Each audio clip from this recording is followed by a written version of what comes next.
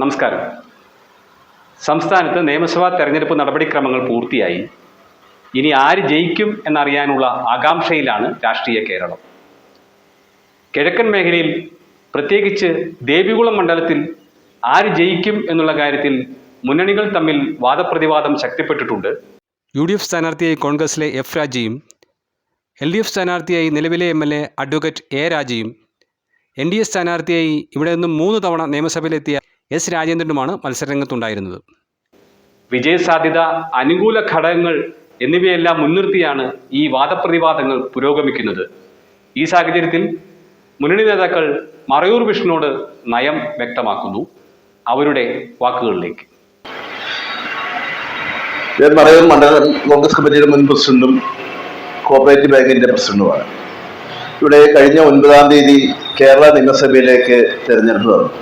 കേരള നിയമസഭയിലേക്ക് തെരഞ്ഞെടുപ്പ് നടക്കുമ്പോൾ കേരളമാകെ ഒരു ഭരണമാറ്റം ആഗ്രഹിക്കുന്നു എന്നൊരു ഫീലിംഗാണ് വോട്ടർമാരോട് സംസാരിച്ചിട്ടുണ്ടായത്. കാരണം വിലക്കയറ്റം ഉൾപ്പെടെയുള്ള നിരവധി വിഷയങ്ങൾ നമ്മുടെ മുമ്പിലുണ്ട്. ഇവിടെ ഇപ്പോൾ ദേവികുളം നിയോജക മണ്ഡലത്തിൽ F രാജ എന്ന് പറയുന്ന സ്ഥാനാർത്ഥിയാണ് മത്സരിക്കുന്നത്. അദ്ദേഹം ഏതാണ്ടൊരു 5000-ത്തിലധികം വോട്ടിന് വിജയിക്കുമെന്നാണ് നമ്മൾ കണക്ക് കൂട്ടിയിട്ടുള്ളത്. മറയൂരിൽ തന്നെ 1500-ലധികം വോട്ടിന്റെ ഭൂരിപക്ഷം ഉണ്ടാകും എന്നാണ് ഞങ്ങളുടെ പ്രാഥമികമായ വിലയിരുത്തൽ. അപ്പോൾ തീർച്ചയായിട്ടും നിരവധിയായ കാര്യങ്ങളുണ്ട്. കാരണം ഒരു 10 വർഷമായി തുറന്നു വരുന്നൊരു ഭരണം, ആ ഭരണം മാറണമെന്ന് കോൺഗ്രസ്സുകാരെക്കാളും കൂടുതലായിട്ട് ഇടതുപക്ഷത്തിന്റെ ആളുകൾ ആഗ്രഹിക്കുന്നുണ്ട്. അതുമാത്രമല്ല, ദേവികുളത്തെ സംബന്ധിച്ചിടത്തോളം S രാജേന്ദ്രന്റെ സ്ഥാനാർത്ഥിത്വം തീർച്ചയായിട്ടും കോൺഗ്രസിന് UDFന് ഗുണം ചെയ്യുന്നതിനാണ് ഞങ്ങൾ കണക്ക് കൂടുന്നത്. അപ്പോൾ തീർച്ചയായിട്ടും നല്ലൊരു രീതിയിലുള്ള വിജയം ഉണ്ടാകും എന്നാണ് നമ്മൾ പ്രതീക്ഷിക്കുന്നത്. மறையூர் மண்டலம் காங்கிரஸ் கமிட்டி தலைவர் என்ற முறையில் நடந்து முடிந்த சட்டமன்ற தேர்தலில் ஐக்கிய ஜனநாயக முன்னணி அதிக பெற்ற வாக்குகளை பெற்று வெற்றி பெறும் என்பதில் யாருக்கும் சந்தேகம் தேவையில்லை. ஏனென்று கேட்டால், ஒரு புதுமுகம் அறிமுகம் செய்ய வேண்டும் என்று நிறைய நாட்களாக நாங்கள் வேண்டுகோள் விடுத்து கொண்டிருந்த போதிலும் இந்த முறை புதிய ஒரு முகம் வந்ததன் அடிப்படையில் எங்களுடைய காங்கிரஸ் கட்சியுடைய தொண்டர்கள், பூத்து பிரசண்டமார், வார்டு பிரசண்டமார், மகிழா காங்கிரசினுடைய பொறுப்பாளர்கள், டிரைபேஸ் யூனியனுடைய அங்கங்கள், எல்லா விவித தளங்களில் மண்டல பாரவாய்கள், புளோக்கு பாரவாய்கள் எல்லோரும் அவரவர்கள் திறமைக்கேற்ற ரீதியில் நல்ல முறையில் செயல்பட்டார்கள். அதன் மூலமாக கிட்டத்தட்ட 80% மேலாக இங்கு வாக்குகள் பெறப்பட்டது. அதில் பெருவாரியான வாக்குகள் கிட்டத்தட்ட 1500-லிருந்து 2000 வரையிலும் அதிகபட்ச வாக்குகள் கிடைக்கும் என்று நாங்கள் எதிர்பார்க்கின்றோம். அதே போலவே இந்த தடவை தேவிகுளம் சட்டமன்ற தொகுதியில் நம்முடைய புதிய வேட்பாளர் F ராஜா அவர்கள் வெற்றி பெற்று வருவார்கள் என்பதில் யாருக்கும் சந்தேகம் தேவையில்லை.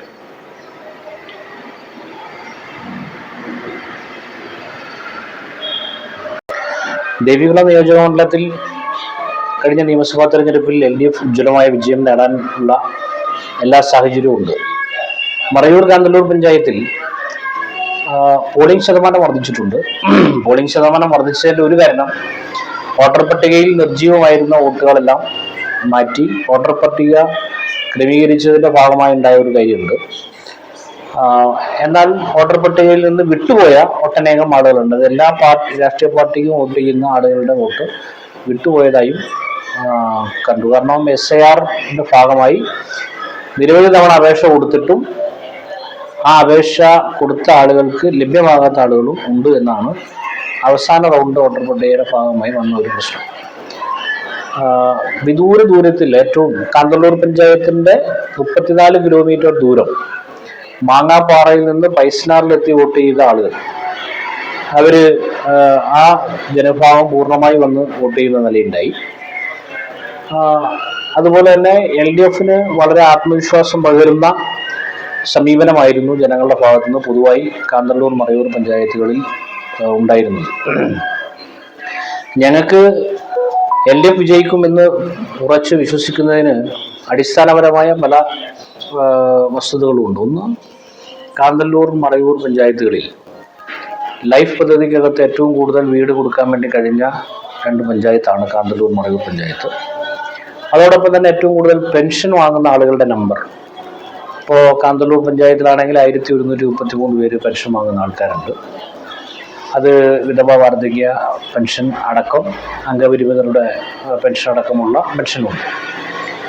ഇത് കൃത്യമായി വീടുകളിൽ എത്തിച്ചു കൊടുക്കുകയാണ്. കാന്തല്ലൂർ പഞ്ചായത്തിൻ്റെ പ്രത്യേകത എന്ന് പറയുന്നത് ഉൾഗ്രാമങ്ങളാണ്. ബാങ്കിൽ എത്തണമെങ്കിൽ 14, 15, 30 കിലോമീറ്റർ യാത്ര ചെയ്യേണ്ട സാഹചര്യമുള്ള പ്രദേശങ്ങളുണ്ട്. ആ പ്രദേശങ്ങളിലടക്കം ഈ ഗവൺമെൻറ് വന്നതിന് ശേഷം വീടുകളിൽ പെൻഷൻ എത്തിച്ചു കൊടുക്കുന്നു എന്നത് ഭയങ്കര ആശ്വാസകരമായ ഒരു കാര്യമാണ്. അപ്പോൾ പെൻഷൻ കൊടുക്കുന്ന ആളുകൾ 1130 ആളുകൾ കാന്തല്ലൂർ പഞ്ചായത്തിൽ പെൻഷൻ വാങ്ങുന്നു. 1000 ആളുകൾക്ക് ലൈഫിൽ വീട് കൊടുത്തിട്ടുണ്ട്. ഇപ്പം ഏറ്റവും അവസാനം സ്ത്രീ സുരക്ഷാ പെൻഷൻ അത് 1000-ഓളം ആളുകൾക്ക് കൊടുക്കാൻ വേണ്ടി കഴിയും. എന്ന് പറഞ്ഞാൽ ഞങ്ങളുടെ ടാർഗറ്റ് വോട്ട് 3000 ആണ്.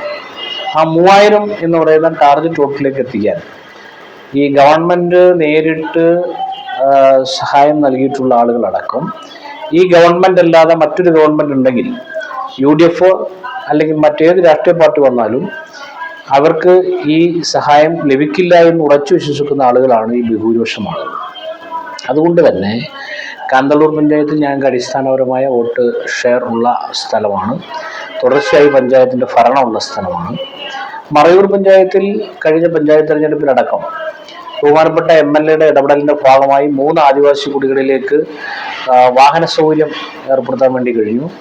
വൈദ്യുതി 12 ആദിവാസി കുടികളിൽ വൈദ്യുതി എത്തിക്കാൻ വേണ്ടി കഴിഞ്ഞു. അപ്പോൾ ആ പ്രദേശത്തെല്ലാം വോട്ടിങ് മുൻ പഞ്ചായത്ത് മെമ്പർമാരടക്കം ഈ തെരഞ്ഞെടുപ്പിൽ ആദിവാസി ഉന്നതികളിലെ ആളുകൾ MLA-ക്ക് അനുകൂലമായി വലിയ നിലയിലുള്ള പ്രചാരണത്തിൽ പങ്കെടുക്കുകയും തെരഞ്ഞെടുപ്പിൽ വോട്ട് ചെയ്യാൻ വേണ്ടി വരികയും ചെയ്തിട്ടുണ്ട് എന്നതും മറയൂർ പഞ്ചായത്തിൽ ഞങ്ങളുടെ വോട്ട് ഷെയർ വർദ്ധിക്കാനുള്ള ഒരു കാരണമായി കാണുകയാണ്. അവിടെയും പെൻഷനും അതുപോലെ തന്നെ ലൈഫിലെ വീടും അടക്കം വൈദ്യുതി അടക്കമുള്ള അടിസ്ഥാന സൗകര്യം, പാവപ്പെട്ടവരുടെ കുട്ടികൾക്ക് സ്കൂളിൽ എത്താനുള്ള വാഹന സൗകര്യം, ഉന്നതികളിൽ നിന്ന് കുട്ടികളെ വീടുകളിൽ എത്തിച്ചു തിരിച്ചു കൊണ്ടുപോകുന്നത്, സ്കൂള്, ബസ് തുടങ്ങി അടിസ്ഥാനപരമായ റോഡടക്കമുള്ള അടിസ്ഥാനപരമായ കാര്യത്തിൽ ബഹുമാനപ്പെട്ട MLA വലിയ പങ്ക് വഹിച്ചിട്ടുണ്ട് എന്ന അഭിപ്രായമാണ് മറയൂരിലെ ഭൂരിപക്ഷം വരുന്ന എല്ലാ ജനവിഭാഗങ്ങളുടെയും ഭാഗത്ത് നിന്ന് ഉയർന്നു വന്നത്. ഒരു നെഗറ്റീവ് ഇല്ലായിരുന്നു എന്നതാണ് ഞങ്ങൾക്ക് ഏറെ പ്രതീക്ഷ നൽകുന്നത്. മറയൂർ കാന്തല്ലൂർ പഞ്ചായത്തിൻ്റെ വോട്ട് എണ്ണി തീരുമ്പോൾ മറയൂർ പഞ്ചായത്താണ് 1ാമത്തെ ബൂത്ത്. 1ാമത്തെ ബൂത്ത് മുതൽ 24ാമത്തെ ബൂത്ത് വരെയുള്ള മറയൂർ പഞ്ചായത്തിലെയും കാന്തല്ലൂർ പഞ്ചായത്തിലെയും ബൂത്തുകൾ എണ്ണിത്തീരുമ്പോൾ അഡ്വക്കേറ്റ് A. രാജ MLA ലീഡോടുകൂടിയായിരിക്കും അടുത്ത പഞ്ചായത്തിലേക്ക് പ്രവേശിക്കുക എന്നതാണ് ഞങ്ങളുടെ നിഗമനം. പ്രകാശ് ചന്ദ്രശേഖർ, മറയൂർ വിഷൻ.